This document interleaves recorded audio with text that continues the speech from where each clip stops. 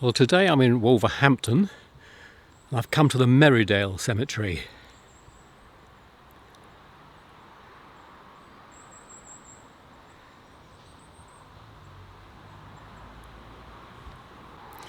The Merridale Cemetery is the oldest of several cemeteries in Wolverhampton.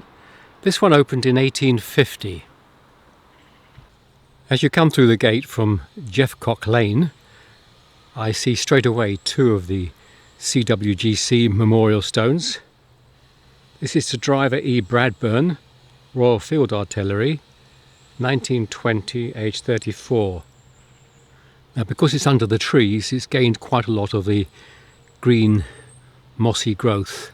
Normally these are kept sparkling white.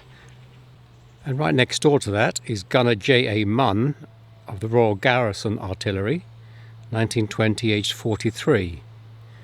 And three simple words underneath, put there by the family: in God's keeping. And just along from that are another 9 of these war memorial stones in this group against the hedge.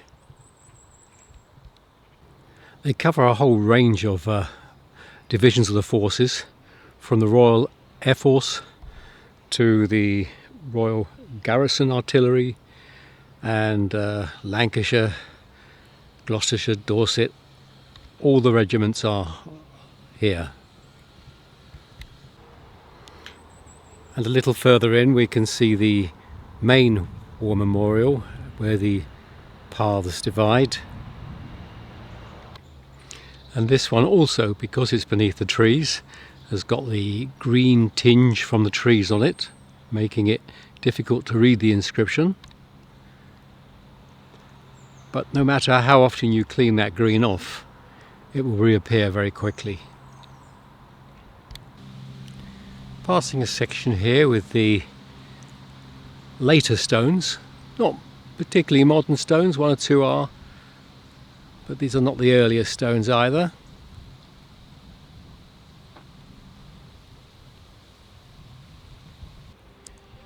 We've now come to a long row of these mausoleums.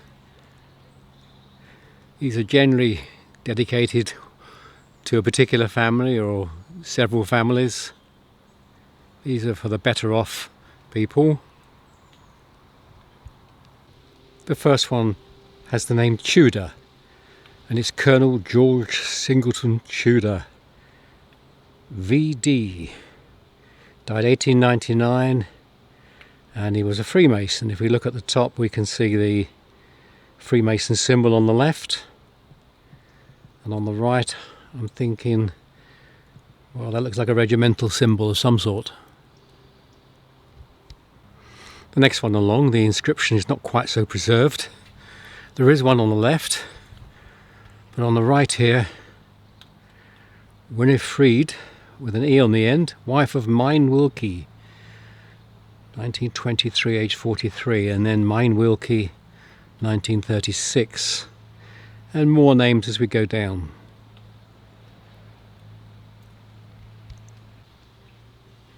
A little further along we have Sacred to the Memory of Emily, the beloved wife of Benjamin Horrobin, 1914, age 79. Then Alfred, their son, 1920. And then Benjamin, who died in 1922. And then if we look across to the other side here, it's difficult to get the surname on that one. The dampers got to the inscription. Opposite these mausoleums we have some very large monuments. This one's lost in the tree above. Probably an angel up there, I think. There are inscriptions on the various sides, but this is the one facing the path. This is Mary, the wife of Edwin Steer, 1876, age 58. The large one in white stands out quite clearly as we go down past the mausoleums on our right. There are a number of inscriptions on the panels. This one's clear, it's John Griffiths, 1885, age 53. Next to it we've got Benjamin Matthew Pursehouse, 1884, I think, aged 45 years. And some of the other faces are not easy to read because the ivy is taking over, although it does make it a rather picturesque monument with the ivy, softens the lines. Meanwhile, on the right hand side there are numerous inscriptions. Just pick this one at random. Matilda Lydia, the wife of William Benjamin Reynolds, 1888, aged 57. And then there's some names underneath there. Now I'm sure there's a backstory on this one. Bissell, the memory of Emily Ellen, the wife of Samuel Bissell. And we've got Josephine Adelaide Bissell. And then Samuel Bissell. And underneath we got Tasmania Elizabeth Mary. Now I'm just thinking that one had a middle name Adelaide and the other one had Tasmania. It sounds very much as if there's an Australian connection somewhere. Some of the other tomb entrances are much more simple. This one is just Pinson, 1875. Others sadly have lost all sign of the inscription because they've been re-bricked up, presumably to secure them, but we've lost the name. It's always nice to get a trade or profession against somebody. Benjamin Smith of Wolverhampton was an accountant. And then underneath there, a little further down, we got Jane, the widow of Henry Holland, who was a solicitor. This is a good example of how these tombs, these mausoleums, are used for multiple members of the family. We've got Amy Loveridge and Pepper Hill Loveridge, Cicely Loveridge, Cecil Clark Loveridge, Thomas Clark Loveridge, Catherine Loveridge and Samuel Loveridge, all in there. Now these will be the coffins. They'll probably be on stone shelves, almost certainly disintegrated now after 130-40 years, but they're all in there together. Nearby is this really large polished stone, and it's had its inscription redone recently, I suspect, because the gold is really clear to read. On the main front of it we have Joseph Evans JP, 1908, aged 64 years, and then his wife Christina. And on the sides we have other members of the family. At the bottom here you'll see these various posts. Some of them are out of position, and they would have had metal chain link fence between them. But that's now gone, and the posts themselves are starting to move around a bit.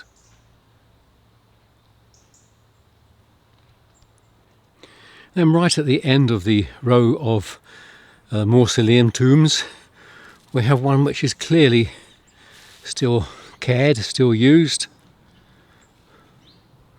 And we have the pictures of the various people who are interred here.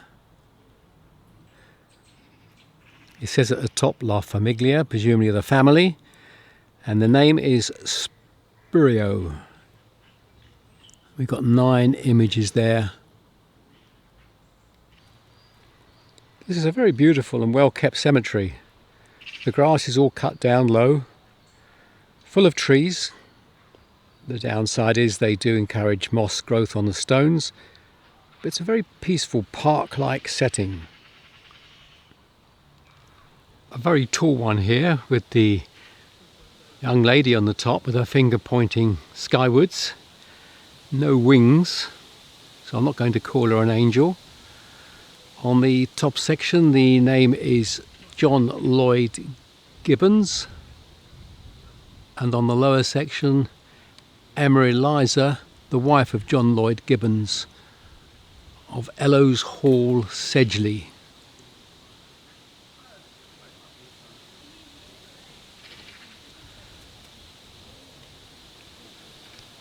Now this part of the graveyard, the stones have been cleared, but the few that are left aren't looking in very good condition. So I think that's probably because the ground is a little bit unstable. But in glorious isolation, They've left this one for the war memorial.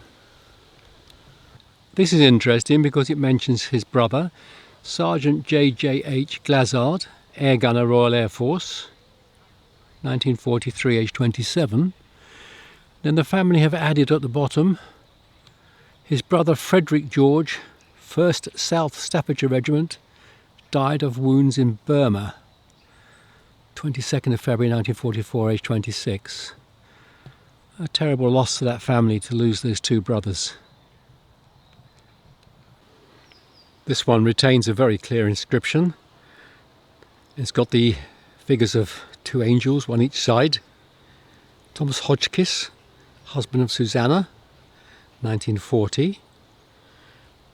And then Philip Trevor Kelly, son of Vinnie and William and grandson of the above. He died just 20 years old. And then we got Ted Mansfield and the relationship written underneath. It's quite clear that somebody still cares about this grave. This is Corporal W.J. Tonks, South Staffordshire Regiment, 1947, age 28.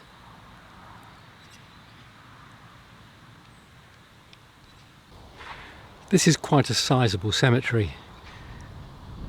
I see down there in the far distance a group of 6 or 7 war graves. There's one directly in front of us here.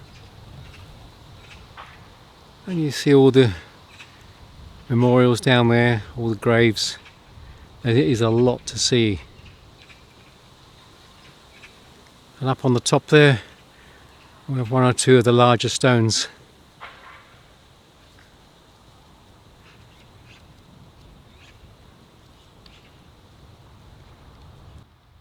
This is the Sergeant Enoch Gwyn Fryn Williams, a navigator in the Royal Air Force, 1945, aged 25. Well, there are not many angels in this graveyard. Pick on this one because it's one of the few.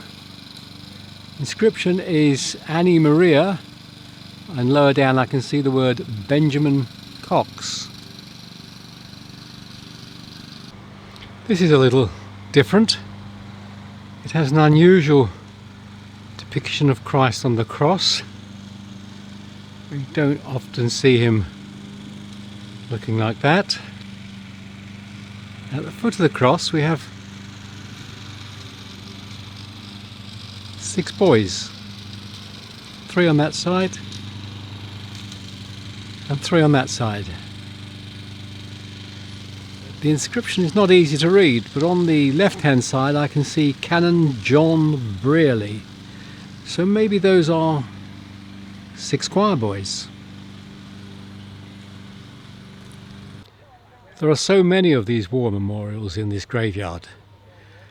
I picked this one. Gunner H.G. Anson, Royal Artillery, 1944 March, age 50.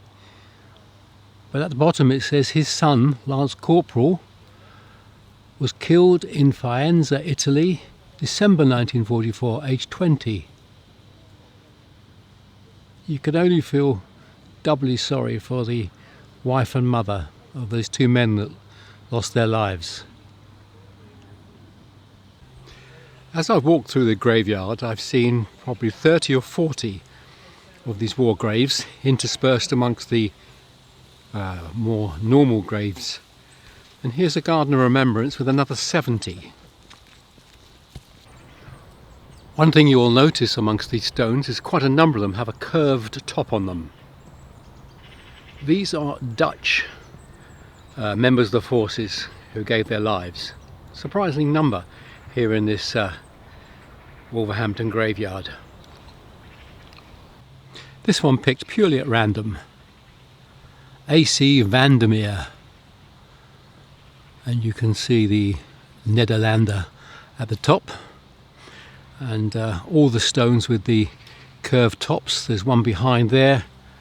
They're all for the Dutch people. That one's J. Hoogland from the Netherlands. And if I pan right, there's one just back there.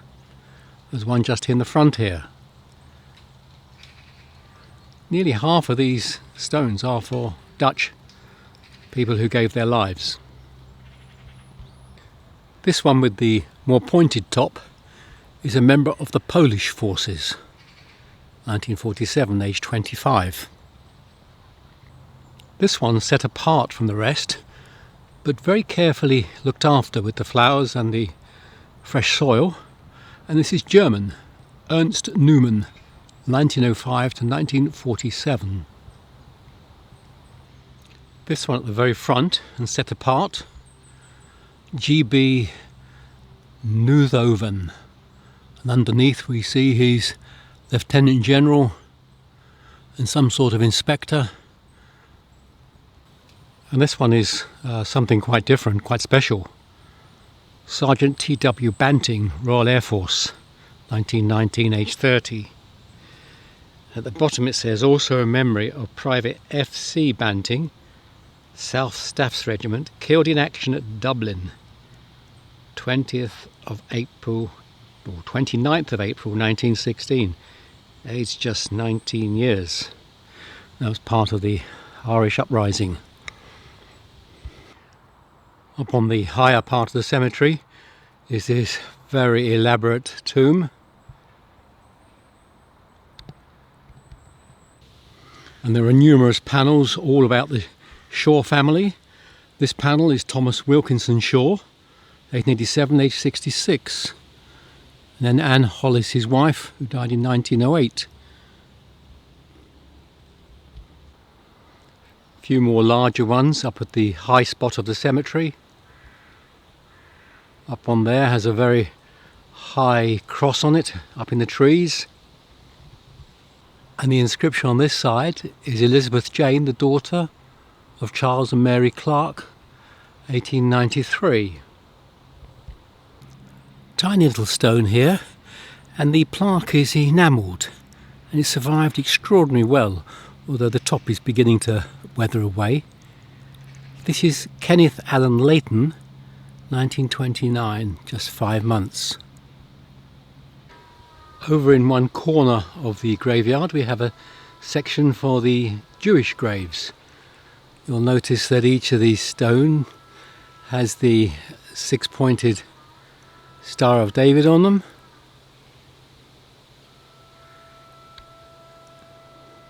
We pan along the row of stones. Some of the inscription are in a Hebrew text. And on this row here, Wernix, Seaton, Bergman, Ramsey, Sugarman, and so to the end. Well, I've really enjoyed this cemetery. A beautiful parkland feel about it, with the trees and the stones. It's well kept, it's all mowed and looked after. A really nice cemetery to come and visit. Till the next time.